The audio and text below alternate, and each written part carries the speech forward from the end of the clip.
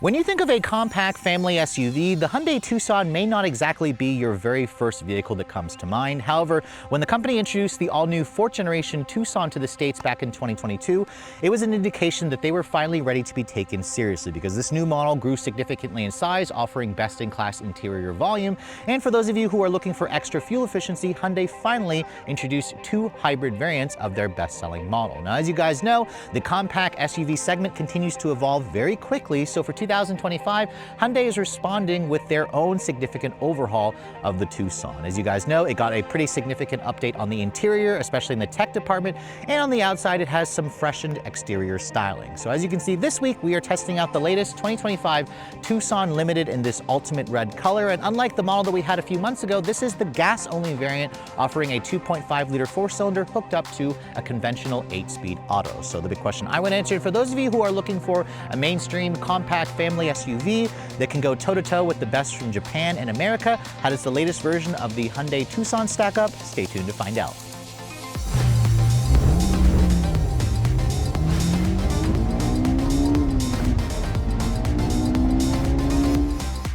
Now, before we start talking about the exterior styling changes for 2025, let me go ahead and pop the hood and remind you guys what's powering this thing. Now, unlike the previous generation Tucson, which Hyundai, I believe, offered a choice of 2 different engines, the company expanded that to 3 different powertrains. However, this week, we are testing out the base engine, which means it has a naturally aspirated 4-cylinder. Now, underneath this hood, if you guys are familiar with the latest Hyundai engine family, this powertrain has been in production for at least a decade. It's the company's latest Smart Stream 2.5-liter gasoline direct injection 4-cylinder, naturally aspirated, of course. It makes 187 horsepower and 178 pound-feet of torque. Now, it all goes out through a conventional 8-speed automatic transmission, and unlike the hybrid, Hyundai offers this powertrain with your choice of either front-wheel drive, or for $1,500, you can get the company's H-Track all-wheel drive system, which my test car has. The all-wheel drive model drops the fuel economy down to 24 in the city and 30 on the highway, about a 3 mpg reduction. With its 14.7 gallon fuel tank, you're looking at around 370-ish miles of range on a full tank. Now, Hyundai doesn't quote a 0 to 60 time. The hybrid model that we tested about 3 months ago did it in 6.7 seconds. I expect this model to be a lot slower. Top speed should be around 120 miles an hour, and the Tucson can still tow, although not very much, up to 1,500 pounds. And as this car sits, it weighs in at around 3,800 pounds, so it's about 100 pounds lighter versus the hybrid version. The plug-in hybrid is going to be, for a separate review, that is going to be the heaviest but most powerful variant of the latest Tucson.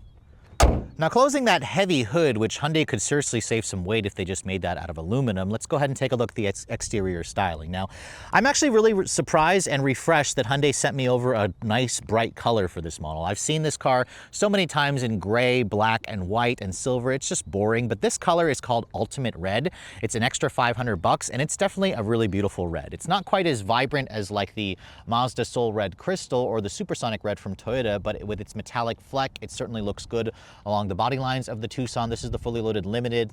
All of them come standard with their LED headlights, which includes this really slick looking LED daytime running light that's kind of incorporated into the little design details of the grille. They only light up when the car is on. You can see they also incorporate the LED turn signals. You have a separate module here, quad LEDs for the LED low and high beams. You have some functional openings there along the side of the headlights, along with functional openings in the grille. You have a blacked out Hyundai logo there, while the Limited includes a full 360 camera with parking sensors. The one thing I don't like about the refresh is Hyundai basically added this kind of silvery gray painted front plastic area at the front end.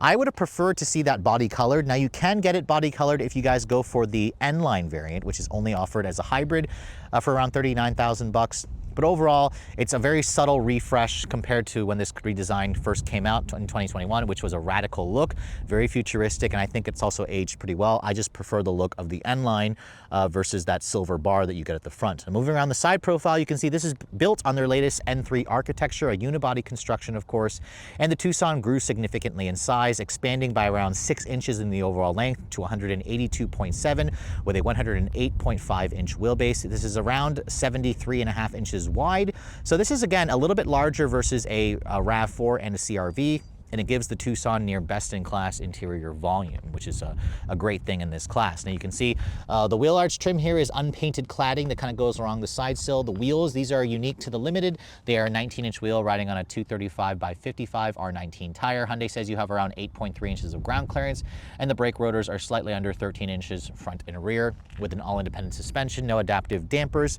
But as you can see, the side mirrors on the Limited are also body colored with an integrated turn signals, cameras throughout. There are sadly no power folding mirrors. I misspoke in the hybrid review that I did and said this car had power folding mirrors. I think the Kia Sportage does, but not the Tucson, which is a little bit surprising that Hyundai left that feature out.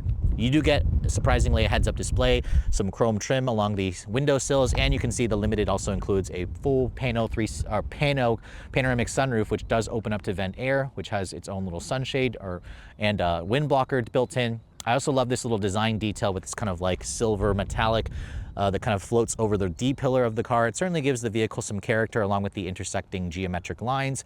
And then looking at the rear, you can see the Tucson's rear end design didn't really change too much in the refresh, which it didn't really need. You still have that full-length LED light bar that goes across the rear of the vehicle. You have LED taillights and LED brake lights, as you can see. However, Hyundai mounts the turn signals and the reverse lights pretty down low in the bumper, and they are incandescent. So that design, for me, I feel like is kind of a safety hazard. It's like, how do you even see that if you're kind of on this person's bumper? Or I guess you could just back up. So that's something to keep in mind. I was kind of hoping they would have repositioned the turn signal into the actual LED taillight element. You can see the Hyundai logo is kind of behind this little clear glass. You have a built-in spoiler. The rear wiper is cleverly and cleanly tucked underneath that spoiler as well. You have your typical badging here. No Limited badges on this car whatsoever. Your only indication is the wheels. There's obviously an H-track badge. That's how you know this vehicle has all-wheel drive. And then the Limited also doesn't include any kind of visible exhaust tip. There's just one that's tucked underneath the bumper, along with that silver trim at the rear, so it's not a body colored bumper, but I think the silver and red contrast here looks better versus the front area. The one thing that infuriates me about this car is instead of putting the tailgate button to open it up in this area, Hyundai puts it down here, which I really feel like it should have been up there. I don't like how it's lower over there, but that's something that I guess an owner would probably get used to. And this is where the Tucson really excels, because unlike the old model, this grew a lot and you have near best-in-class cargo space, around 38.5 cubic feet of storage space with the back seats up. This is, again, among the biggest in the segment. A Subaru Forester has 10 cubic feet less when you have the seats up versus this car. You can see underneath the floor, there's also a pretty big storage area, and you also have a temporary spare tire, which is nice. You have a 12-volt power outlet back here. You can also fold down the seats from back here. And if you fold down the seats, which as you can see, Hyundai basically allows you to do pretty easily, the company says it expands the cargo to 74 cubic feet with all the seats folded, which is, again, near best in the class. Something like a Subaru Forester offers around 5 cubic feet less. Same thing with the RAV4. So if you guys are looking for maximum cargo flexibility and space, you should definitely put this car at the top of your list. So moving on to the interior of the latest 2025 Hyundai Tucson. Before we get inside, let me remind you guys what the key fob looks. As you can see, Hyundai did upgrade the key fob to their latest interesting egg-shaped design for 2025. As you can see, when it's this way, it looks like a weird egg. Flip it on its side, it gives you the Hyundai logo with your usual buttons here for lock, unlock, remote start, and panic. They also offer their Smart Park feature where you can remotely move the vehicle forward and back with the key fob, and your power liftgate control is over here off the side as well. This is a nice key, and if you guys don't want to use this key, you can certainly use your phone as the key, although I've heard that this key fob, the finish will rub off noticeably if you actually own it for even just a few months. Now, as you can see, approaching the door handle, it's a traditional pull style. There's these little 3 ridges. Touch that area, that will lock the door for you. As you can see, the mirrors don't offer a power fold feature. Touch the back of the door handle, that will unlock the door for you. Hyundai does not offer a auto walk-away lock or unlock feature like some competitors. Now, looking at the interior, you can see I really like this color combination of my test car with the ultimate red and this gray leather interior. The Limited trim is the only trim that gives you real leather. The other trims will give you their cloth or their H-Tex, which is a synthetic leather. This is the only trim to also give you heated and ventilated seats for the front row, and you also get a 10-way power driver's seat with 2-person memory. The passenger is an 8-way power, no lumbar, sadly. The leather seats, as you can see, I'm not really liking how it's wearing. It certainly shows a lot of wrinkles and stuff. It just doesn't look great. But the seats are relatively comfortable and supportive. I don't love this little metal area here where it kind of digs into my back at times when I was driving, but that was kind of a minor issue. It may not affect everybody, so try the seats out for yourselves to make sure they're comfortable. Now, looking at the door panels, I also really like the materials here. You have a soft touch injection molded plastic with this kind of faux stitching here. There's a combination of this gray cloth and this gray material along with the padded leather area over here. Don't love the piano black plastic. It'll show scratches and fingerprints, but you do have one touch up down for the front. However, not for the rear. They're not the express one touch up down. The window controls have a relatively high quality feel to them. And down here you can see you have hard touch plastic with additional storage. This trim also comes with Hyundai's latest Bose premium sound system, which sounds good. It's on par with the other audio systems that are upgrades in its competitors. Now, getting inside with around 8 inches of ground clearance, the Tucson has a really nice, easy step-in height. And then if I shut the door, it has a pretty solid sounding thunk. The memory seats are certainly a nice touch. I forgot to mention the 2 buttons are over there because it'll actually remember and move the seat forward and back to help you get in and out. Now, starting the vehicle up, you can see the start-stop button is right here, where you'd expect it to be, but it is kind of blocked by the steering wheel and the controls. And because this model is not the hybrid, it just has a very traditional starter noise. The engine sounds pretty refined at first. It just has that typical 4-cylinder drone when you really get it going. So we'll talk about that later on during the driving scene. Now, as you can see, looking at my test car with the interior, it certainly is a big change versus the pre-refresh model. The new Tucson adopts a couple things here. It has the new 3-spoke steering wheel with the 4 dots here to show the H logo in Morse code. With the 3-spoke design, it has a pretty nice feeling leather with a little bit bigger or thicker rim with this nice bolstering extension. You have paddles behind the steering wheel to control the 8-speed auto. You have a manual tilt and telescoping arrangement for the wheel, so you can get a pretty good, comfortable driving position. There's a good amount of adjustability there. Their little sensor there is for the driver assistance package that comes standard with this car. It actually watches your face to make sure you're alert and paying attention. There's a fingerprint scanner over here where if you have that set up, it'll actually remember all your presets and your memory controls, of course. And then when you guys go for the SEL convenience trims and up, you'll have their dual 12.3-inch displays. Now, all versions will come with their all-new CNCC head unit here, which has wireless Apple CarPlay and Android Auto for the first time, finally, in the Tucson in the bigger screen setup. Previously, you had to get the smaller 8-inch display to get the wireless CarPlay, and it maxed out at 10.25. This is now, again, all of them have 12.3 inches. And then if you go for the lower trims, you'll have just the 7-inch helper screen in the center with an analog speedometer and tach to the side. This is the fully digital cluster, which basically gives you different customization modes where you can kind of adjust the 4 different drive modes there. Or if you signal left or right, the Limited includes these blind view cameras, which are a great feature combined with the blind spot indicators and the cross traffic stuff like that. So that's all really great for technology. You can see the heads-up display is included on this trim, which is an unexpected feature in this class. This upper portion has a soft touch injection molded plastic with some faux stitching. Ignore the crack that's on the windshield.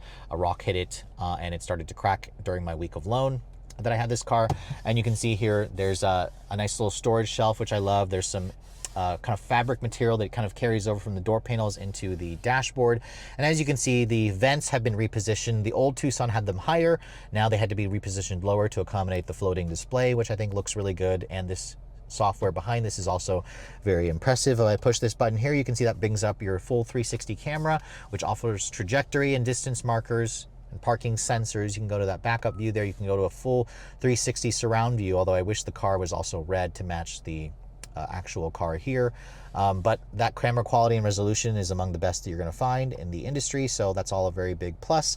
You have your dual zone climate here, and I love how Hyundai brought back some actual hard buttons and knobs. So you can see there's a volume knob, a tuning knob. You've got your dual zone climate here to adjust the climate temperature, and you can see your heated and cooled seats. They are a touch sensitive button. Along with your heated steering wheel, it offers 2 different levels. The heated steering wheel in my test car this time actually works, unlike the hybrid that I had a couple months ago. And that's all pretty straightforward and easy to use. You have your USB-C charging ports here, big storage area down here, which as you can see is great. And then your wireless phone charging pad has been repositioned. It also is raised up slightly, but I have to say, I have my phone in this and it gets hot very, very quickly. I wish Hyundai would have put some kind of ventilation or air that would blow, cold air would blow on this to kind of keep your phone cold. There's a lock switch here to put the all-wheel drive system in its 50-50 torque split. You have some buttons here to turn off the auto hold. That's your start, stop, defeat, which a lot of you probably will be using that button pretty often to turn on and off the auto start stop when the car comes to a stop. You have downhill assist control, which I wasn't expecting to find in a vehicle like this. But you can see big cup holder storage area, nice padded center console. That's also pretty deep. You can see I can fit a lot of my camera here and there, but not all of it. And then the seats, like I mentioned earlier, this is the real leather and they are relatively comfortable. Not much in terms of lateral bolstering, but they're good on longer drives. Now the glove box you can see is a bin style. It's stamped but not lined with felt. There's plenty of storage in this car, which I love. And the visibility is also pretty good because of that really low dash and the thinner A-pillars. The rearview mirror is auto dimming. You also have LED map lighting along with ambient LED lighting in this interior. You can change the color to 64 different colors, which is nice. No digital camera, rearview mirror, and then you can see there is a retractable shade, and this also opens up to let air in, along with a built-in wind deflector, like I said. So it's really nice how a pano roof is included. That's something you can't even get on the current CR-V. But overall, the front seat area is certainly a nice place to spend time. Has most of the tech that you want. I just wanted this car to have power folding mirrors, but everything else is really nice. The seats are comfortable, spacious, easy to see out of. So I think a lot of you are going to be pretty impressed and liking this interior a lot. But let's go ahead and hop into the backseat area, because this is where Hyundai also has a pretty strong advantage compared to some of its rivals. And as you can see, with its larger size, you have near best-in-class rear seat legroom at just under 41 inches back here. That's a couple inches more versus some of its competitors like the Toyota RAV4, which is great. Sadly, the material quality is downgraded back here to hard touch plastic. And there's also hard touch here with fake stitching. It's only padded here and here where you rest your elbows. The Limited also includes heated rear seats, which are 3 different levels. And the windows, as you can see, are not powerful, are not one touch. These seats do fold down, and they also offer a recline function. If you pull that, it'll allow you to recline the seat pretty well. This doesn't slide forward and back, which most competitors don't offer that, unless you're looking at a Mitsubishi Outlander. But once you get back here, you can see this is pretty much my driving position as I close the door. There's plenty of space back here, tons of foot space, not a completely flat floor as you can see, but you do have rear seat air conditioning vents, 2 USB-C charging ports, no actual household power outlet. You do have 2 storage cubbies here. And then, like I said earlier, this has an armrest that folds down, and you can also pull on this little latch, and this will recline the seat. It actually reclines a pretty decent amount, which is great, allowing you to get comfortable back here. In terms of the headroom space, you can see I have maybe a solid 3 inches of additional headroom clearance, which is pretty good. This is gonna, again, be great for taller drivers. The headroom space does get eaten up by the pano sunroof, so models without that will have even more headroom space. But overall, the backseat area is certainly generous, and if you plan to use this as a family vehicle, the Tucson certainly won't disappoint. Now, as the best-selling car in the Hyundai portfolio here in America, a lot of you are probably very interested to hear my take on the 2025 Hyundai Tucson, especially the gas-only variant, because while I couldn't get a number on the take rate between the hybrid and the gas before this filming, I would probably estimate maybe a 20% take rate on hybrid, maybe 80% on gas. It could be higher, likely it could be higher, but I believe inventory and just like availability of the gas model is far more frequent and far more available versus the hybrid. So this model here, of course, with its naturally aspirated 2.5 liter 4-cylinder making 187 horsepower, is certainly not great on paper.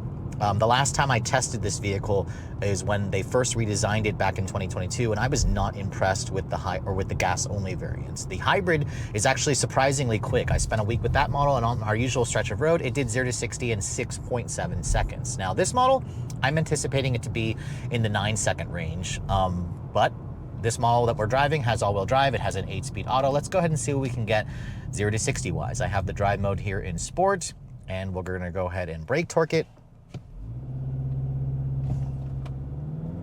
Definitely doesn't launch very hard.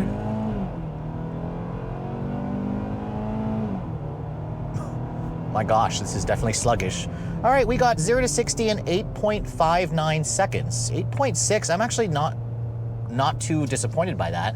Now, obviously, that time makes this vehicle about 2 seconds slower 0 to 60 versus the hybrid version of this car. So on paper, it doesn't look bad, but in the real world, I have to say, you can notice the lack of torque from this engine. It only has like 178 foot-pounds.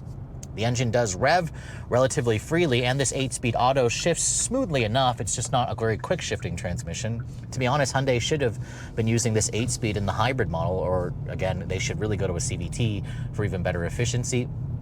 But for most buyers who are just looking for an everyday commuter car, it should be enough power. But let's go ahead and see what we can get on this little stretch. This time I won't brake torque it, we'll just floor it. It actually feels a little faster when you don't brake torque it.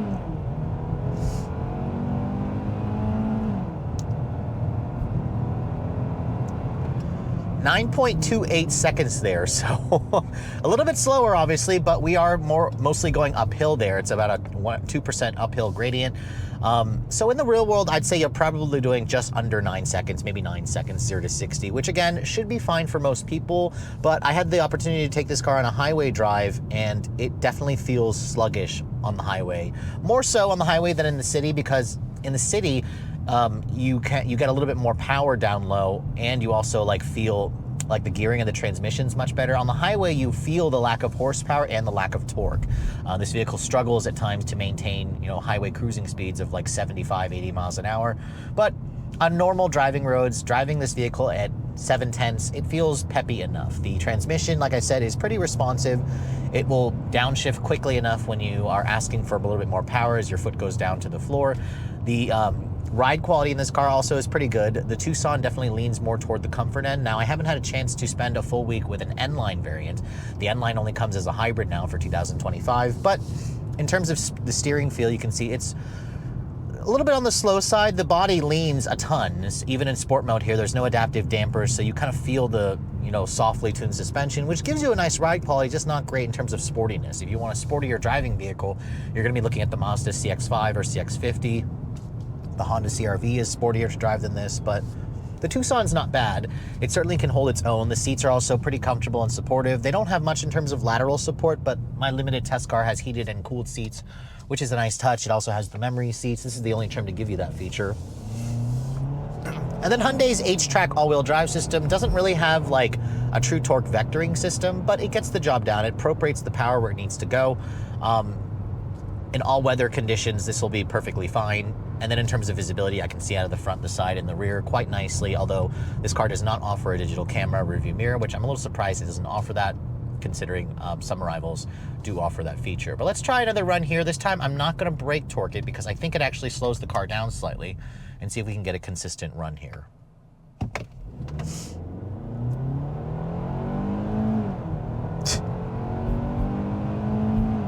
At least the engine isn't buzzy. It's relatively smooth. 8.428 seconds there. So we'll take that as our best time, which again, about 2 seconds slower versus the hybrid. For most of you, that shouldn't really matter. Although the hybrid with its turbocharged engine and its just rush of torque does deliver much better performance in everyday driving. This is certainly not bad. This is actually not as hateful as I thought it was going to be. And again, most people tend to choose the gas-only variant because of availability, and this car is also a little bit cheaper. But put the drive mode here into its comfort, or my mode here, which I've kind of set to put the engine and transmission into its smart adaptive setting, and the Tucson settles down quite nicely. The engine really only makes a lot of ruckus when you're pushing it hard.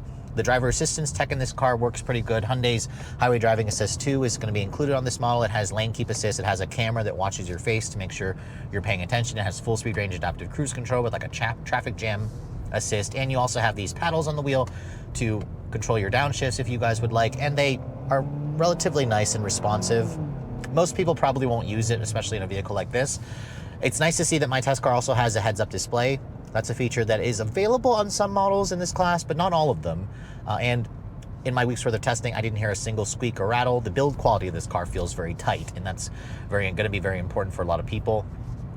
And I also like how the dash is nice and low, so you can see out of the front nicely. That kind of made that change when they redesigned the interior. This interior with the new infotainment system, with the wireless CarPlay and Android Auto, the dual 12.3-inch displays. Now, these dual displays are only on the higher SEL convenience and up trims.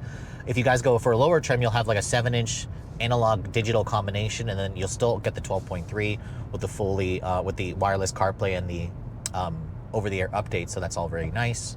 So overall, the driving experience of this car, when you're driving it at 7/10, it's perfectly pleasant. It's just not sporty. It's very comfortable. It's quiet, and it's going to be good for those longer road trips as long as you're okay with a slower car. Now, in terms of fuel efficiency, this is where the hybrid definitely gives you that advantage, because in my weeks worth of testing in a mixture of city and highway, mostly city driving, I was averaging around 22 mpg, which is a little bit less versus the 24 that the EPA says. On the highway, when I was driving at around 65 miles an hour, which is slow by US highway standards, this thing was getting around 35 miles to the gallon, which is impressive. Increase the speed to 75 and 80, and it drops to 31 mpg. So still a little bit better than the EPA's numbers. In the city, this car does around 10 mpg less versus the hybrid version, so keep that in mind. On the highway, this can actually get a little bit better gas mileage on the highway versus the hybrid version. So again, that's where gas-only cars, without the extra weight and complexity of the hybrid and the turbo engine, these actually get better gas mileage on the highway, but in the city, you're gonna get 10 mpg better, which is a significant improvement. So if you drive mostly city driving, you're gonna prefer the hybrid But if you drive mostly highway driving with a little bit of city, the gas model should definitely suffice. You are going to have to, again, give up acceleration because this is 2 seconds slower, 0 to 60. But overall, the Tucson is definitely still a solid choice. It's one of the more spacious options. Hyundai offers a plethora of different powertrain choices, so there's basically a Tucson for everybody. The seats are comfortable, it's quiet enough, it's efficient enough, but the hybrid's the one you're gonna wanna get for maximum efficiency. And in my week's worth of testing, I averaged around 350 miles of range on a full tank. The hybrid will do an extra 100 miles easily, so again, keep that in mind. But overall, I like the Tucson. I just don't know if I would pick it personally. There's a lot of good choices out there, but if you're just looking for something that's comfortably middle of the road, this one should definitely make it to the very top of your list.